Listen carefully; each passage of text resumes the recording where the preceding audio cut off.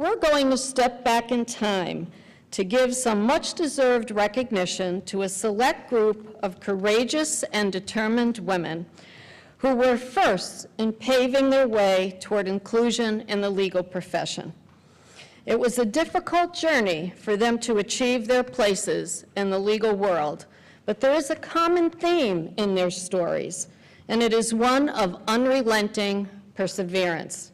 When the door opened a crack, as Judge Kaye was fond of saying, they kicked it down and demonstrated that women are not only competent attorneys, but also leaders.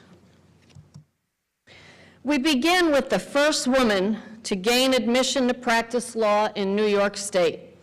Kate Stoneman was born in 1841 on Chautauqua Lake, which is in the very western part of New York, almost to Ohio.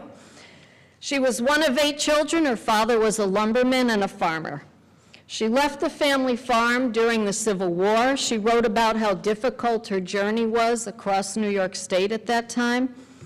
And she went to train as a teacher at the only normal school, which at that time was in Albany, that trained teachers for public schools. While a student there, she worked as a copyist for the state reporter at the New York Court of Appeals. And that job most likely exposed her to court decisions. So Kate Stoneman was an executrix for her great aunt who had lived in Troy, which is also in the Capital District. And apparently that encouraged her to alter her career plans. And at the age of 41, she started clerking for an attorney, which was how many lawyers at that time, if not most lawyers, entered the profession. After she spent 3 years in law study in the law office, she was the first woman to pass the New York State bar exam. But in 1886, there were 3 judges who were responsible for regulating the legal profession, and they denied her admission because of her gender, and they commented that it was unnecessary. Not to be deterred, and with the experience that she had gained a decade early as a founding member of the Women's Suffrage Society of Albany, she launched a lobbying campaign at the state legislature. Surprisingly, in a very short period of time, she succeeded in having legislation enacted which deleted the reference to gender from the statute in the Code of Civil Procedure. I don't think things move quite as quickly in Albany at the state legislature. So she marched back to see the 3 judges with her legislation in hand, and they granted her admission. As a result of this unconventional route to the bar, she became one of the very few women attorneys in the United States at that time, 1886. Most of them were in the western part of the United States. And there were several women before her that were New York residents that wanted to become lawyers, and they all left New York State in order to join the profession. This was quite an extraordinary achievement by Kate Stoneman, considering that New York did not grant women the right to vote until 32 years later in 1918, and ratification of the 19th Amendment, of course, didn't occur until 1920. So she was way ahead of her time. It was not unusual at the turn of the century to attend law school after clerking in a law office or acquiring admission, and Kate followed that course. She became the first woman to graduate from Albany Law School in 1898 when she was 57. And this was 14 years before U.S. Supreme Court Judge Robert Jackson took the same route and also graduated from Albany Law, my law school. So, you know, I had to give a plug here. Thereafter, Kate taught school, and she maintained a law office in Albany. Because I'm such a history buff, I just have to add this comment. The Stoneman family was way ahead of the times in encouraging education. Kate Stoneman had one brother who graduated from West Point. He became a general for the Union Army during the Civil War and later became the governor of California. Another brother became a judge and was a state senator in Iowa. It's rather remarkable considering where they came from. During Kate Stoneman's last interview, when she was 84, She remarked that women should take their opportunities as they come. There are always opportunities to be had. That advice still rings true today.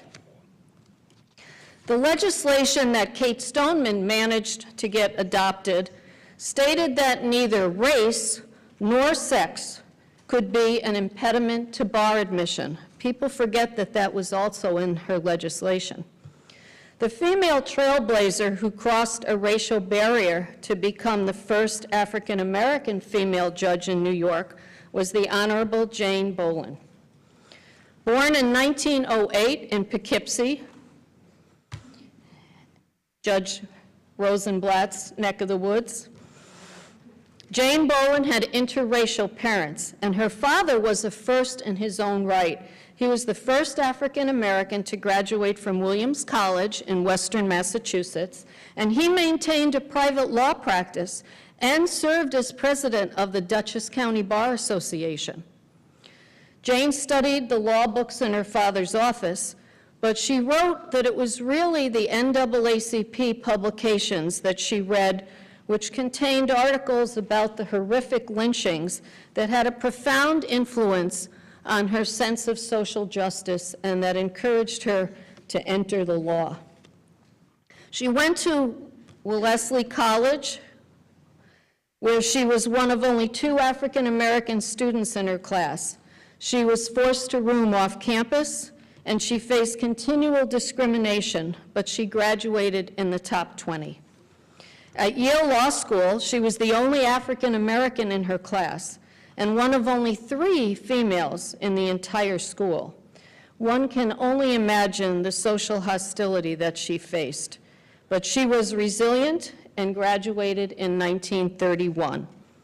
She returned to Poughkeepsie and she practiced law with her father for several years. After marrying an attorney, she moved to New York City, where she became the first African-American assistant counsel in the New York City Corporate Counsel's Office. In 1939, when she was 31, she got a call and was asked to go visit Mayor Fiorello LaGuardia at the World's Fair. This is a great story. She thought she was going to be reprimanded. She wasn't sure what trouble she had gotten into. Instead, it turned out she made national news that evening when the mayor surprised her and swore her in as the first woman of color to be appointed a judge in the United States. At the World's Fair, no less. Is that a great story? Judge Bolin served the family court with distinction for 4 decades and was reappointed by 3 mayors. During her judicial career, she remained sympathetic to human suffering, as evidenced by the fact that she chose not to wear her robes in the courtroom in order to make the children more comfortable. Maybe she didn't wear her robes, but she was known as a classy lady because of her hats and pearls. At the mandatory retirement age of 70, she was forced to step down from the bench, and she complained, "They're kicking me out." Ever feisty and a champion of racial equality, Judge Bolin served on the boards of the NAACP, the National Urban League, the Child Welfare League, and the New York State Board of Regents. She died in 2007 at the age of 98. I did not know her. Is there anyone here who knew her? I would think some of you did. Myrna, you knew her? 20 years earlier, during a speech about women's rights, she remarked, "We have to fight every inch of the way, and in the face of sometimes insufferable humiliations. We are grateful for her courage and dedication to the cause of justice."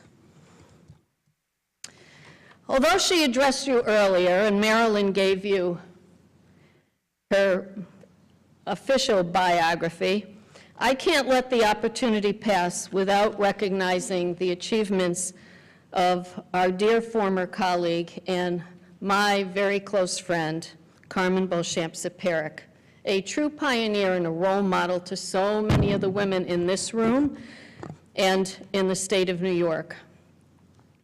Carmen's parents moved from Puerto Rico to the United States in 1929, and she proudly grew up in Washington Heights. Right, Carmen? As the first Hispanic woman to sit on the New York Court of Appeals, and as you heard, only the second to sit at that bench, I was really privileged when I was fortunate enough to join Judge Kaye and Judge Saperic in 2000.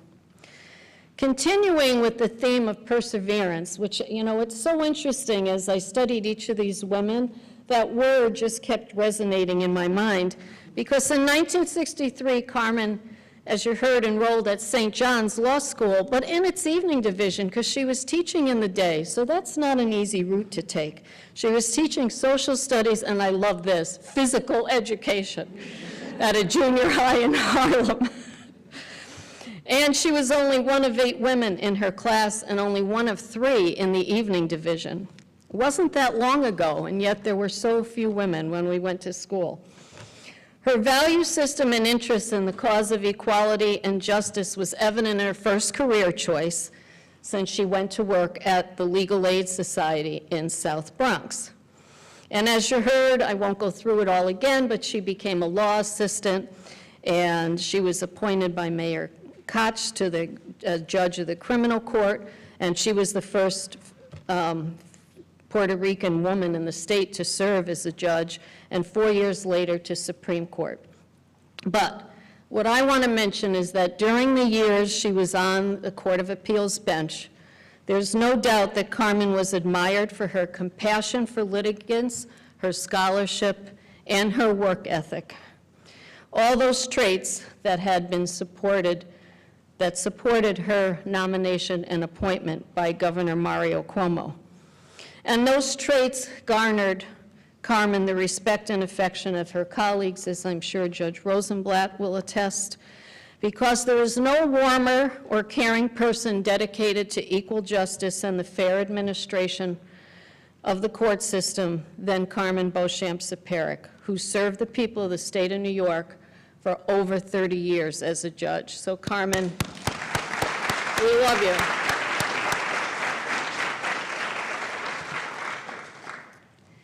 As Carmen's career has demonstrated, public service was often more welcoming to women, particularly those with families, and many female attorneys have spent their entire legal careers in public service, and they often do not get the attention that they deserve. As a former Solicitor General in the office of the New York Attorney General, I decided that I was going to slip someone in here because I couldn't resist mentioning one of the trailblazers in state government legal service, Ruth Kessler-Tock, the first woman to be appointed as Solicitor General for the state of New York. And we know from recent events how important that position is. Ruth joined the Department of Law in 1943 as an Assistant Attorney General, and in 1958 she became an Assistant Solicitor General in the Appeals and Opinions Bureau. In 1966, Attorney General Louis Lefkowitz appointed Ruth to the office of Solicitor General, where she served until 1979, managing the state's federal and state caseload and supervising the staff of the Appeals and Opinions Bureau. Her appointment was really a milestone in the AG's office, and since her tenure, there have been a number of female Solicitor Generals, so she really opened that door for the rest of us. And we are very thrilled and honored tonight to have General Lynch with us, because I'm sure she appreciates the achievements of Ruth Tock. Next, we move to the private sector. Christine von Wiedemeyer was the daughter of Russian farmers who fled the Soviet army during World War II. After attending 2 universities in Germany, she won a Fulbright scholarship to study at Smith College. She became an American citizen in 1957, and while working at her husband's law firm, she acquired an interest in the law. She passed the bar without attending law school, But as was common for many female law graduates at that time, she had to take non-lawyer positions at law firms, such as switchboard operator and librarian. And we've heard that story from many women in that time period. Then good fortune struck, and she was offered a position as an associate at Graffeo. After only 7 years at that firm, she became its first female partner in 1971. Christine Bashar served as a role model for many women in her firm, but her influence spurred changes at other firms. For instance, she encouraged Graffeo to become the first major law firm in the city to open a child care center for working parents, and subsequently other firms followed suit. She served as an example of a successful law firm partner able to maintain family obligations. We owe Christine Bashar a large debt of gratitude for her pioneering efforts and for promoting our responsibility to help the next generation of female attorneys attain their potential in the profession. Michelle Coleman Mays is the Vice President and General Counsel for one of the city's most venerable institutions, the New York Public Library. From a young age, Michelle knew she wanted to pursue a legal career after being a fan of the Perry Mason television show. Half of you probably don't know what I'm talking about, but for those of us who watched it, there weren't female lawyers on television in the 50s and 60s. Perry Mason and several other shows were it. Judd for the Defense, remember that one? Since that character never lost a case, she figured she could do the same. So in 1976, she began her career as an assistant U.S. attorney in Detroit, eventually becoming chief of the Civil Division. In 1982, she changed careers and entered the corporate arena as the managing attorney of the Burroughs Corporation, which later became Unisys, where she was vice president and associate general counsel for worldwide litigation. When the executive who she was working with moved to Colgate-Palmolive, she followed, and a year later was promoted to Vice President for Human Resources and Legal for North America. This was a milestone for in-house female counsel. After her careers took her to Pitney Bowes and Allstate Insurance Company, she finally settled at the New York Public Library. Michelle has been widely recognized for her professional and civic achievements during the course of her career. She has been named one of the most influential general counsels in America by the National Law Journal, and she was recipient of the Lifetime Achievement Award from the American Lawyer. She co-authored a book, Courageous Counsel, I think that title is very telling, chronicling the rise of women at Fortune 500 corporations. Setting a standard of excellence and fairness, she has encouraged an increase in the representation of women serving as general counsel at Fortune 500 corporations. I love this photograph. Doesn't this look like a Hollywood movie star from the 1940s? Florence Perlot Shantag grew up in New York City with a father who had studied law but never practiced. Yet this encouraged her interest in the law, and she graduated from New York University Law School in 1931. Several of them have 1931 as a milestone in their lives. She began her career as a law secretary for Mayor LaGuardia, where her research duties included drafting legislation.